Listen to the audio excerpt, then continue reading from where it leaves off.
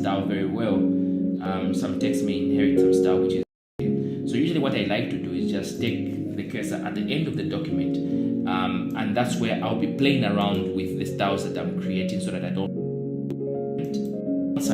properties that you don't set it to the default, and then we'll go ahead and add some other properties. So we have sans serif font. I like to use Arial for sans serif font, and then we don't apply the style very well. Font size is some text may inherit some style, which is and it's supposed to be what I like to line. Just take the cursor at the end of the document, and that's where I'll be playing around with the styles that I'm no space after and before. So go to paragraph and set no space after, no space before, and line spacing must be single, and say OK. So done with the first paragraph style.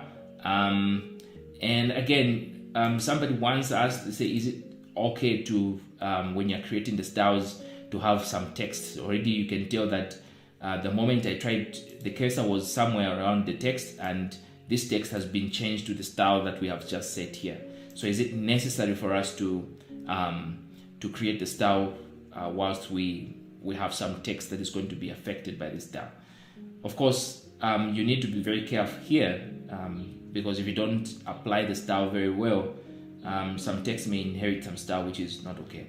So usually what I like to do is just take the cursor at the end of the document, and that's where I'll be playing around with the styles that I'm creating so that I don't affect the existing styles in the document. Of course, at the end of the day, when you're done creating, you can come back and start to reapply the styles again, just to make sure that every text actually gets the correct style. Okay, so I'll go ahead and create the second style. So this time around, I'll use the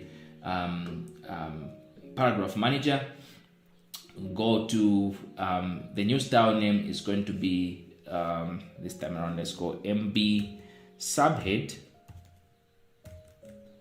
and I'll base it on the default paragraph style, and the text is a sans serif, so I'll continue with Arial, and basically just make sure that you are consistent. You're creating professional documents, so make sure that you're consistent. So if you used Arial for your sans serif, stick with Arial for sans serif font throughout the document. If you use, for example, Times New Roman for your serif font, then you have to stick with Times New Roman throughout the document where sans serif font, or rather where a serif font is required. So in this case, I'll stick with Arial as my sans serif font, and it's going to be 18. It is still center aligned. It will be italic and underlined, and then line spacing will be single. Space before will be 0 and space after will be 6. So just need to make sure that the space after is 6 and line spacing is single, and then the rest of it, that's all. Good. Then I'll create a new style again. This time around, I'll call this MB body. MB body, and again, this is a serif font. I always like to stick with Times New Roman for my serif font. It is 12 points high and it is justified, so this is justified. Another way that you can apply these alignment, just come to format, then paragraph, and you'll see where it says here on top that alignment. So I'm going to say justified, and single line spacing, okay, it's fine, and so on. So, but before I go that, I just have to cancel this and make sure that this is based on default, okay? Otherwise, you may base it on the previous paragraph, in this case, which was subhead, MB subhead. So base it on default, and then we come to head, set, justify, and what else? So let's go ahead and set the space after line space, line spacing single, space after is supposed to be 6, and the rest of it is just as it is. Okay. So that is done. We're done creating the 3 house style specifications, and we just need now to provide. So I'll just zoom in back now to these and go back to the question paper and zoom in full like that.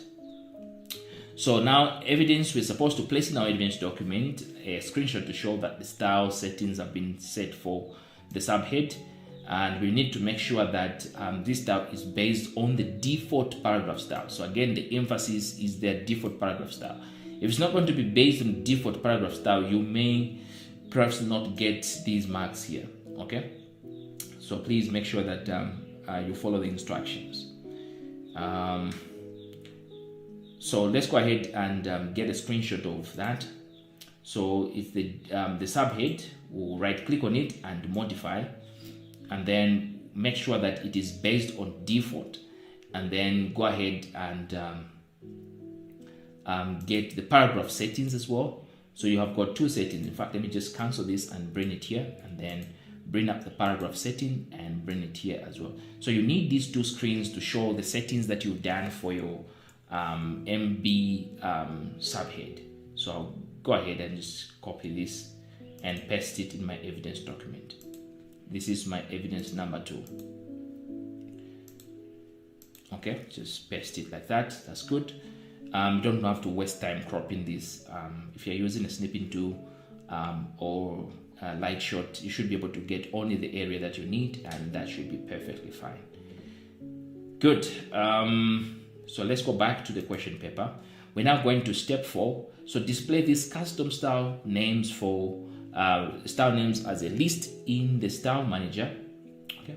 So this is a style or paragraph manager, style manager if you want, and you need to provide screenshot evidence that you have done this. So what you need to do here, you need to come on your style here and click there to bring up this one here.